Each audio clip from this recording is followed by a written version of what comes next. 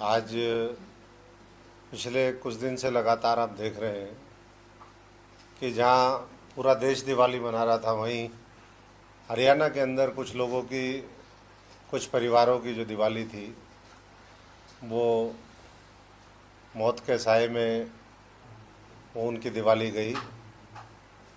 बात हम कर रहे हैं यमुनानगर की, जहां पर अभी तक जो जानकारी है, वैसे तो तथ्य कहीं 20 के हैं, कहीं 24 के हैं, कि 20 से लेकर के 24 लोग जो माल्टा मस्ती, एक सस्ती शराब और जो नशे का जिस तरीके से इस हरियाणा के अंदर आज पूरा एक रैकेट चल रहा है सरकारी संरक्षण में, आज उसकी वजह से ये जानें चली गई दिवाली से तुरंत पहले। लेकिन सबसे बड़ी बात यह है कि सरकार अभी भी ये सस्ती शराब से जो बस्तियां उजड़ रही हैं, लोगों के घर उजड़ रहे हैं, उस पर कहीं ना कहीं गंभीर नहीं दिख रही है। और गलत आंकड़े, जब भी कुछ इस तरह की बात होती है तो सच्चाई को छुपाने की कोशिश होती है, गलत आंकड़े प्रस्तुत किए जाते हैं। पहले भी विधानसभा के पटल पे भी आपने देखा होगा, ये कहा गया कि 16 से लेकर के और 23 तक शराब की वजह से जो है वो 39 मौतें हुई। लेकिन उसी समय के अंतराल में हम देखें तो करीबन 470 उस समय लोग ये सस्ती और कच्ची शराब पी करके, चाहे वो खरखोदा में पीछे का मामला हो और अभी फिर दोबारा हम ये देख रहे हैं, तो अगर टोटल मिलाकर के डाटा देखें तो 500 से ज़्यादा लोगों की इस तरह की घटनाओं में वो जान चली गई।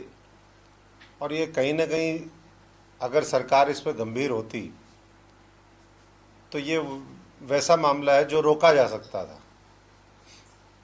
आज भी जब घटना घट जाती है उसके बाद छापेमारी चल रही है, पुलिस प्रशासन भी कोशिश कर रहा है दिखाने के लिए कि भाई हम बहुत गंभीर हैं। लेकिन नशा अगर आप देखें तो लगातार पूरे बॉर्डर पे, मैं कल हमारे कालावाली में रोडी पड़ता है, वहाँ भी गया था। रोडी में नशे की वजह से वहाँ भी एक मर्डर हुआ अभी पिछले कुछ दिन पहले।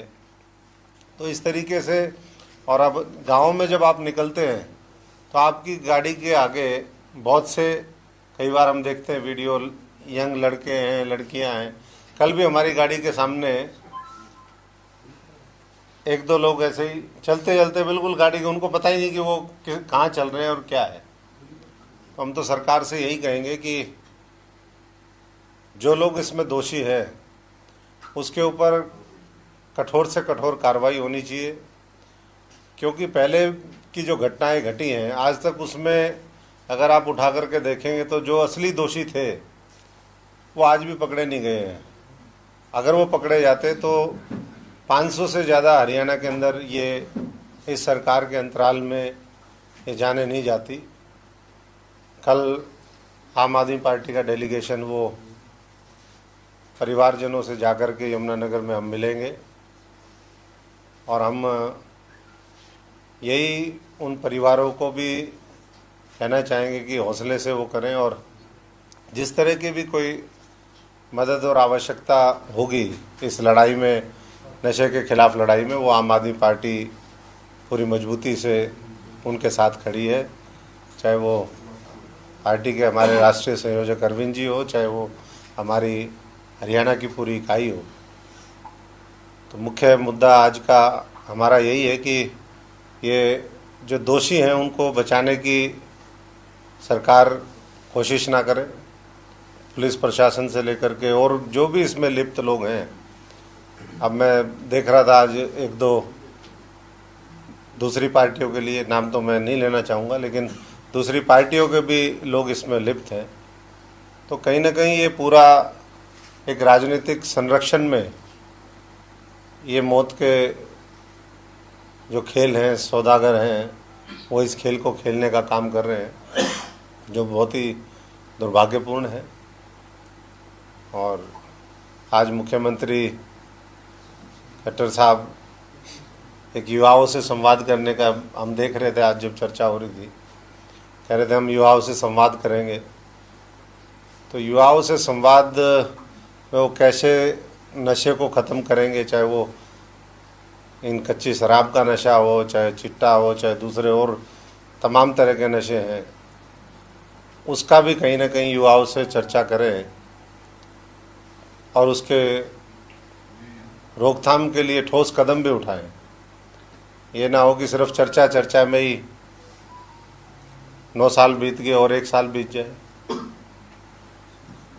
तो सभी साथियों का मैं बहुत बहुत आपका धन्यवाद करता हूं और उम्मीद करता हूं कि भविष्य में इस तरह की जो घटनाएं हैं वो हरियाणा में हमें ना देखनी मिले और इस तरीके की जहरीली शराब पी करके फिर किसी माँ का बेटा, किसी का सुहाग ना उजड़े, ये हम सब लोग मिलकर के इस हरियाणा के अंदर सुनिश्चित करें। साथ साथ जो मुआवजा है, क्योंकि परिवारों ने जान इसमें खोई है और ये सब लोग गरीब परिवार हैं, क्योंकि जिस तरीके की कच्ची शराब ये बिकती है, छोटे छोटे प्रॉफिट के लिए सारा मामला होता है।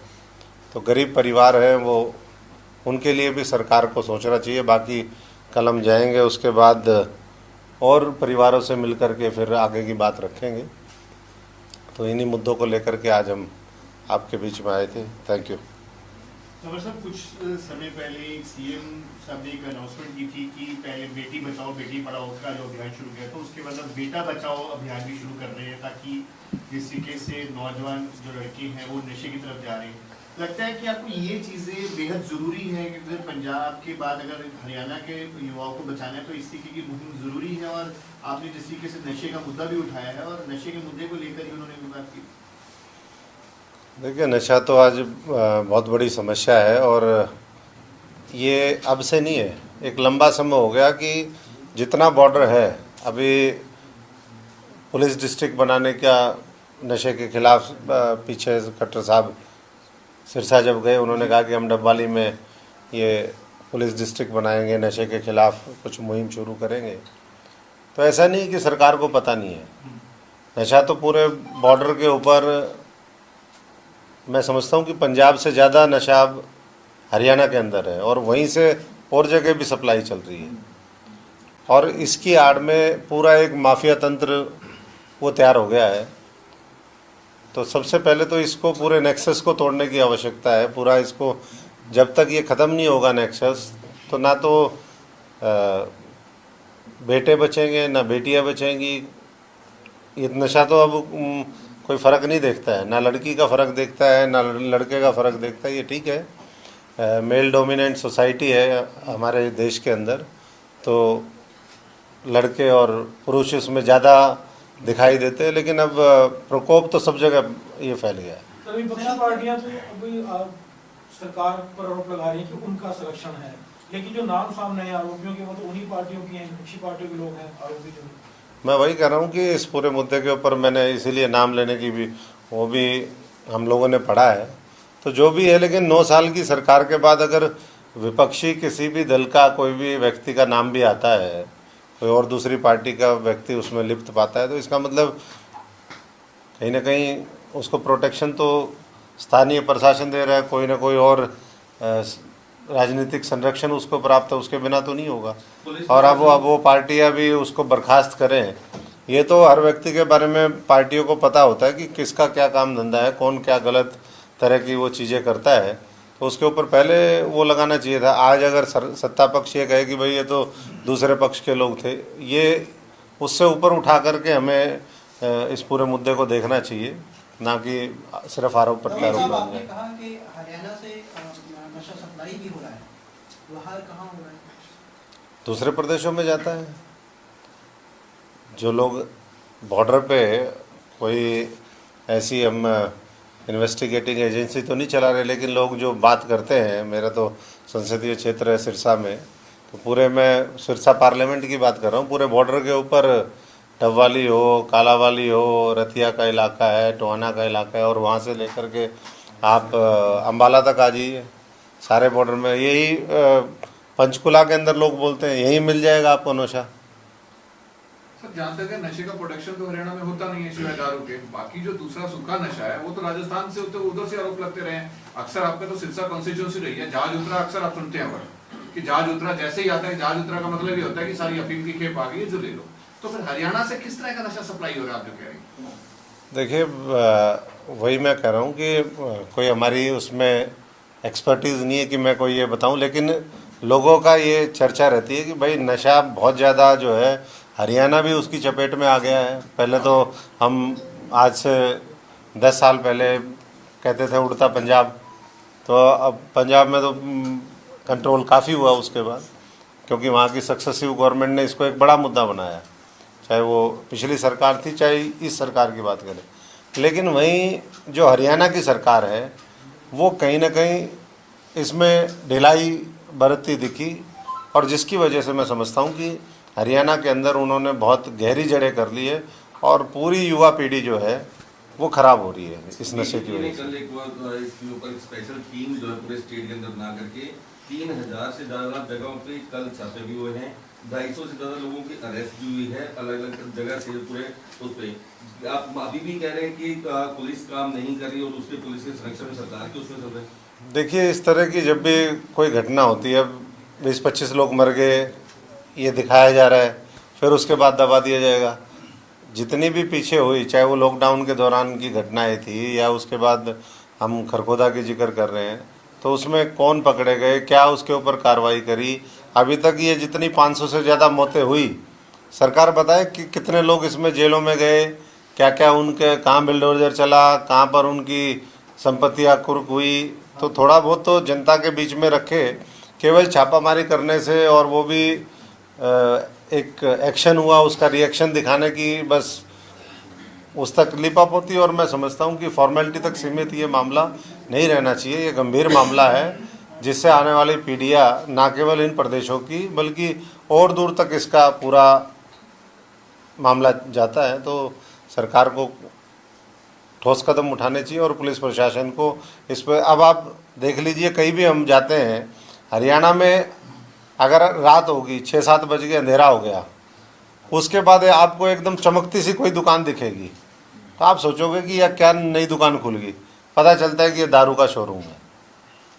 ये हम लोगों ने ये 9 साल की उपलब्धि है कि चमक दमक के साथ जो है बड़े बड़े शोरूम खोल दिए गए।